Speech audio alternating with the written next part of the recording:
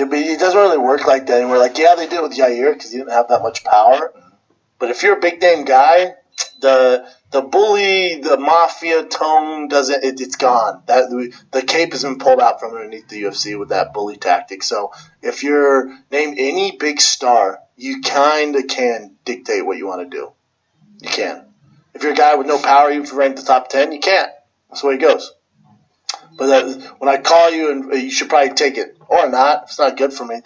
This is why you would need some sort of representation for the fighters, because for him to say this is what's good for our business, you have to take this. That it doesn't work like that, right? You're your own separate business, especially since you want to say they're subcontracted, not employees. Yeah. Okay, then we should have a say in what we do then, right? Because we don't work for you because we're not employees. We're subcontracted. Yeah. So we think we should do this. You think we should do this. There should be some form of agreement there. Again, you can't pick and choose what you're going to use and then say, nope, they're not employees. Either they are or they aren't, and that's the issue. But the bully mafia technique stopped working. No one's scared of them anymore. They're really not. And again, if you have some sort of rapport with the UFC, if you're ranked, if you have big fights, you're kind of like, all right. It's almost a little chihuahua these days. He just screwed over Overeem, though. Like, not too long ago, he just screwed over Overeem. And Overeem is, if you take out the champion, if you take out DC, John Jones, and who else? Maybe Kane. I think Overeem is probably the biggest name in the heavyweight division, aside from the guy who knocked him out, Ngannou. Overeem is a big deal, man, especially in MMA. So he's a well-known name in MMA. He's somebody in MMA, and Dana White screws with him also. You know, you can't just say Yair Rodriguez. I think what Brandon's trying to say is it's all dependent on how hot you are. Are you near a title fight? Do you have a title fight? Are you the main event in any night? Are you the main event in pay-per-view? Are you a big enough deal to walk into Dana's office and actually make him feel threatened, as opposed to you listening to the statement and feeling threatened? I think it's totally dependent on how hot you are as a fighter.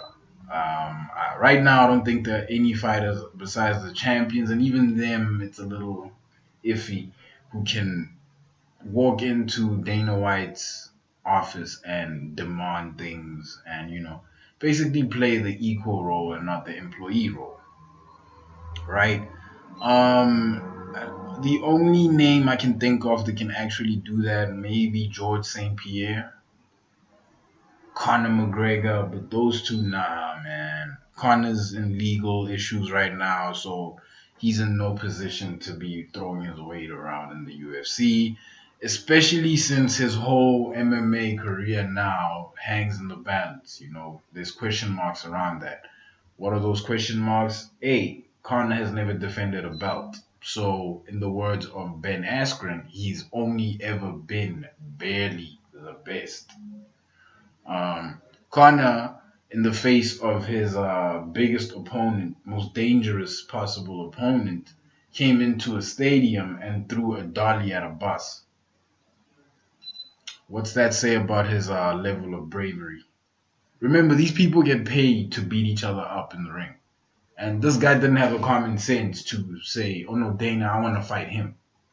No, his common sense went straight to get a whole bunch of dudes into one room, get them into the stadium, and then throw a dolly at the bus, which is housing the person who I'm supposed to be fighting, but I'm too scared to fight.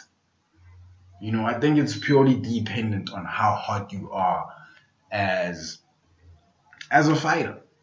And yeah, man, I really don't think it's necessarily dependent on how big your name is, just how hot you are as a fighter. Let me know what you guys think. Like, comment, subscribe, and I'm out. Jimmy.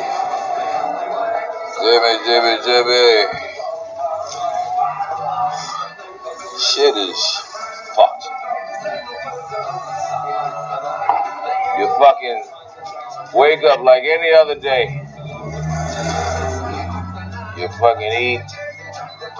Think about bills and dry cleaning and shit. And fucking vacation and your fucking retirement plan. What?